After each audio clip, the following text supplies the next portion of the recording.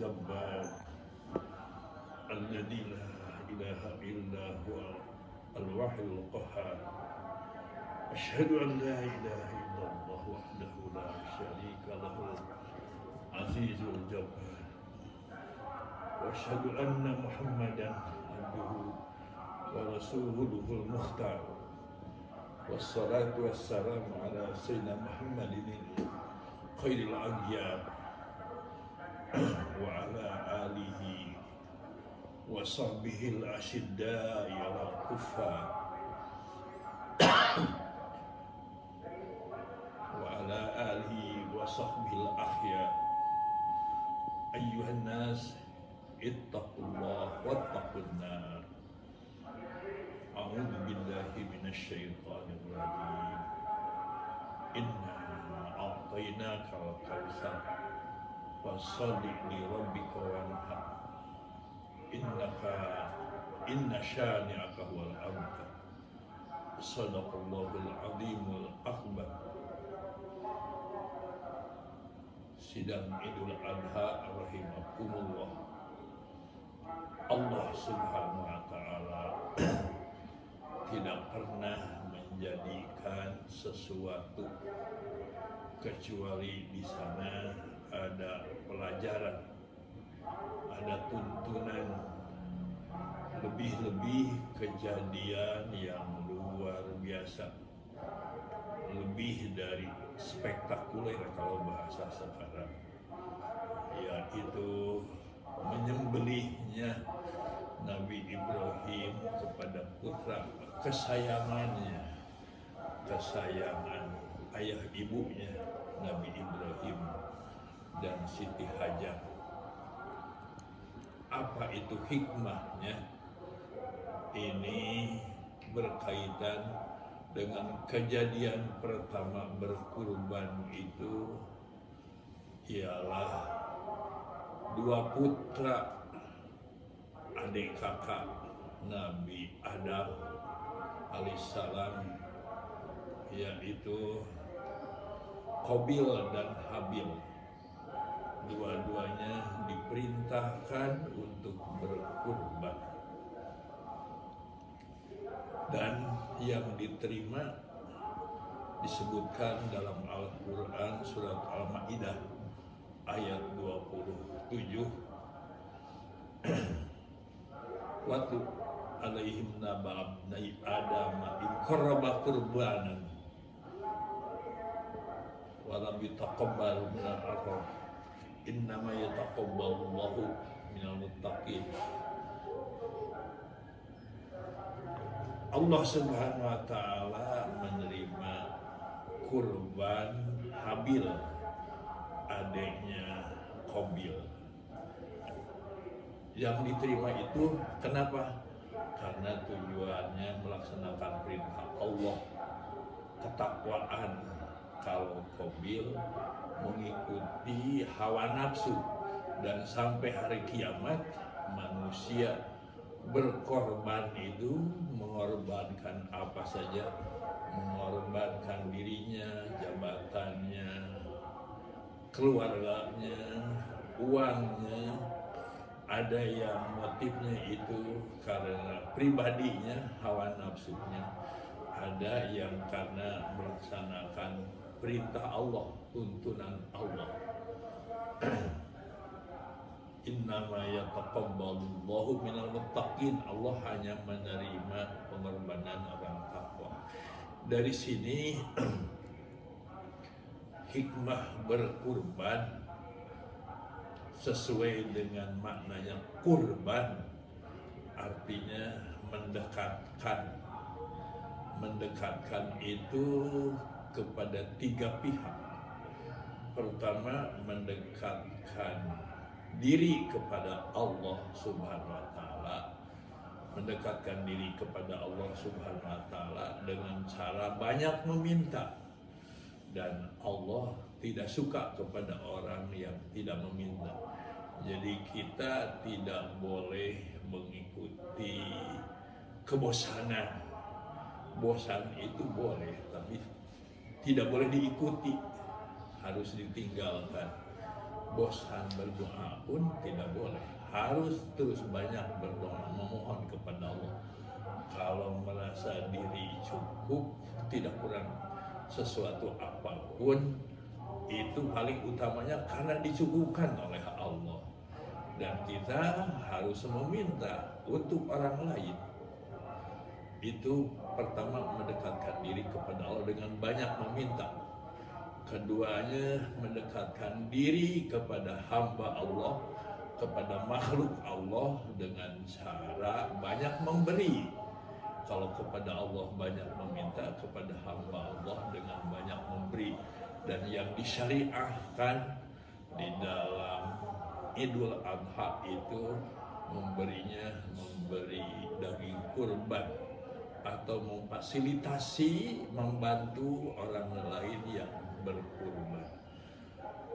Ketiganya, mendekatkan diri itu mendekatkan diri kepada diri sendiri. Kalau mendekatkan diri kepada Allah dengan banyak meminta, mendekatkan diri kepada hamba Allah, makhluk Allah dengan cara memberi, mendekatkan diri kepada diri sendiri dengan banyak mengevaluasi diri, mengoreksi diri.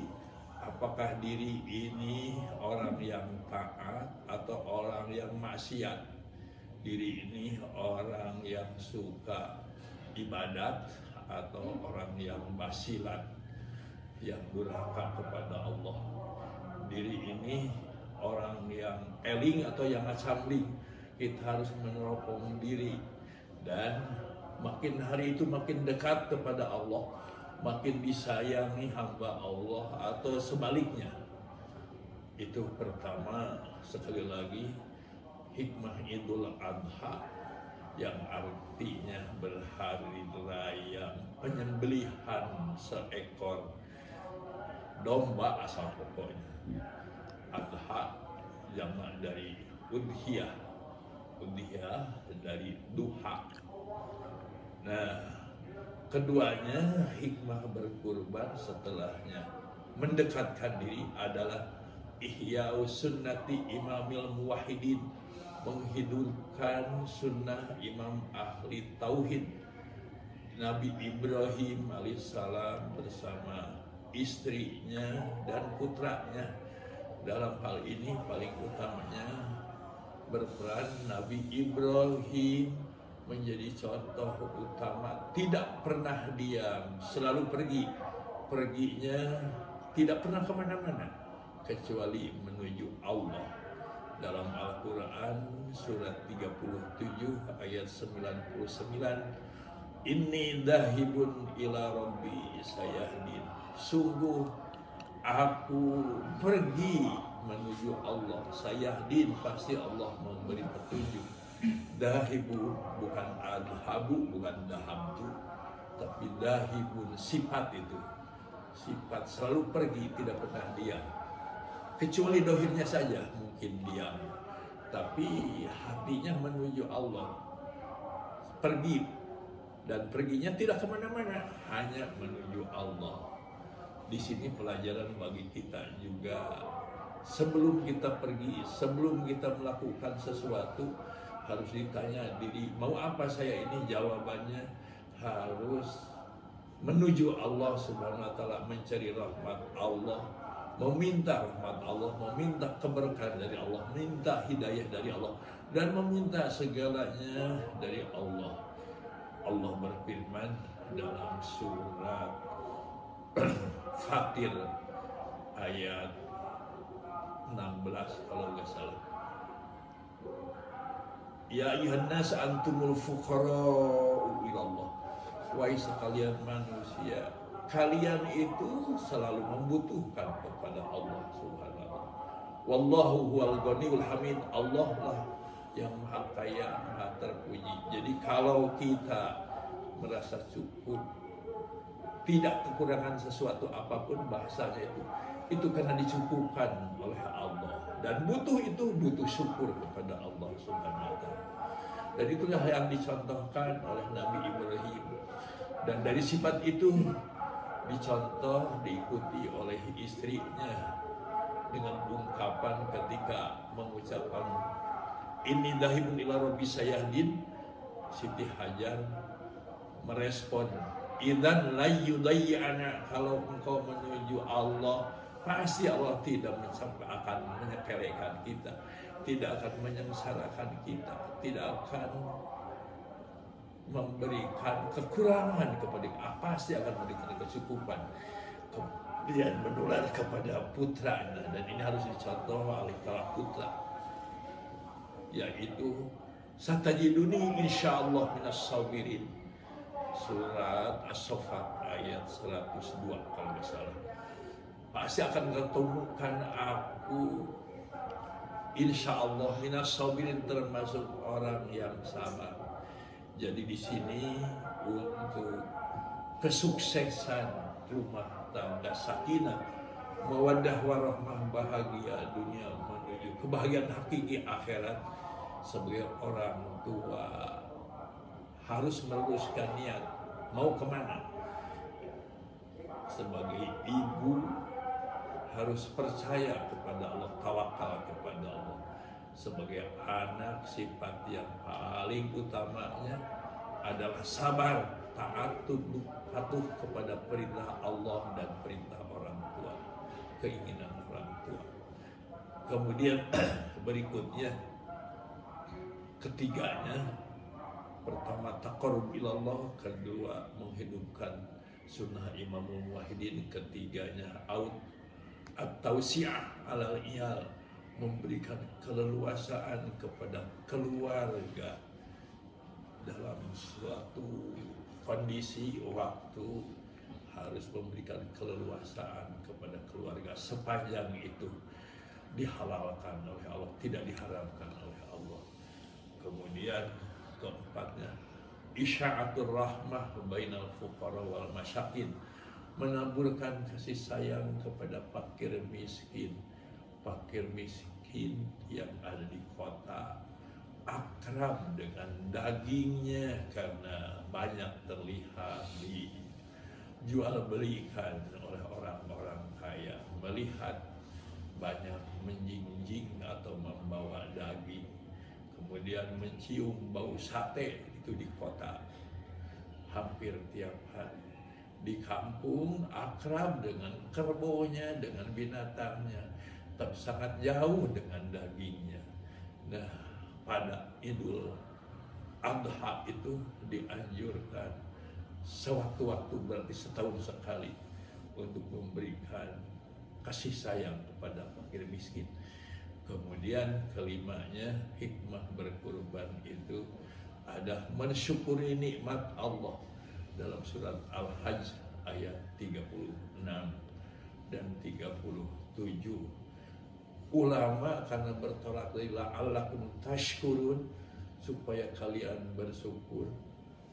Dalam tafsirannya, hikmah kelima itu, syukrullah ala ma sakharallahu min bahimatil an'am, mensyukuri nikmat Allah karena binatang itu sudah ditaklukkannya sehingga bisa dinikmati. Ada yang menikmati suaranya, ada yang menikmati postur tubuhnya, ada yang menikmati tenaganya, bahkan ada yang menikmati segala unsurnya dalam dirinya, seperti khususnya yang dijadikan kurban, itu semuanya bisa dinikmati, sampai bahkan kotorannya pun bisa jadi pupuk, bisa jadi segala macam, banyak kemanfaatannya. Nah, itu mensyukurinya dengan berkurban. Makanya ada ulama yang berpendapat wajib berkurban itu tiap tahun bagi yang mampu. Sebagian ulama, kebanyakannya menyatakan sunnah muakkadah, sunnah yang sangat ditegaskan, tidak pernah ditinggalkan oleh Rasulullah bagi yang mampu tentunya. Sidang Idul Adha rahimakumullah, sekali lagi hikmah berkurban paling utamanya mendekatkan diri kepada Allah dengan banyak meminta, mendekatkan diri kepada hamba Allah dengan banyak memberi, paling tidak mengharap, berdoa, ingin memberi.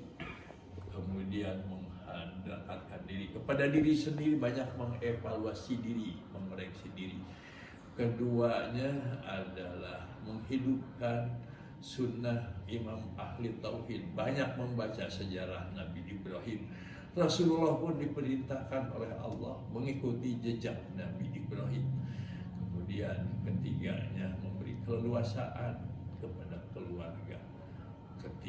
Keempatnya menyebarkan kasih sayang kepada fuqara dan masakin, paling tidak mendoakan, dan ada empati kepada fuqara miskin, tidak ada jijik, tidak ada benci, tidak ada penghinaan.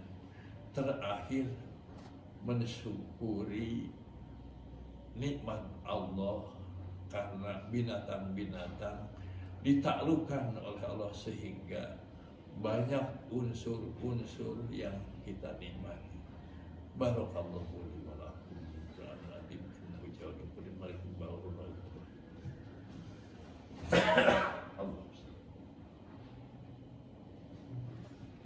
Alhamdulillahirabbil alamin wa bihi nasta'in ala umuri dunya wad din. Asyhadu an la ilaha illallahul malikul mubin haqqul mubin wa asyhadu anna Muhammadan abduhu wa rasuluhu shadiqul wa'dil amin. Allahu akbar. Allahu akbar. Allahu akbar. Walillahil hamd. Innallaha wa malaikatahu yusholluna 'alan nabi ya ayyuhalladzina amanu sallu 'alaihi wa sallimu taslima. Allahumma shalli wa sallim wa barik 'ala sayyidina Muhammadin wa 'ala alihi wa sahbihi ajma'in. Rabbana ighfir lana wa liwalidina warhamhum kama rabbawna shighara. Rabbana hab lana min azwajina wa dhurriyyatina qurrata a'yun waj'alna lil muttaqina imama.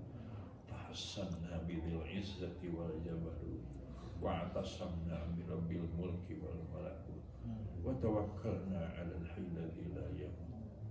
Allahumma asrif anna hadzal waba wa qina syarra rada wal qarana wa qina syarra rada wal qarana wa qina syarra rada wal qarana wa najina min ta'ni wa ta'ni wal bala bi lutfika ya latif ya khabir innaka ala kulli syai'in qadir. Wa sallallahu ala khair khalqi Muhammadin wa ala alihi wa sahbihi. Subhana rabbika rabbil izzati amma yasifun. Wassalamun ala mursalin walhamdulillahi rabbil alamin. Assalamualaikum warahmatullahi wabarakatuh.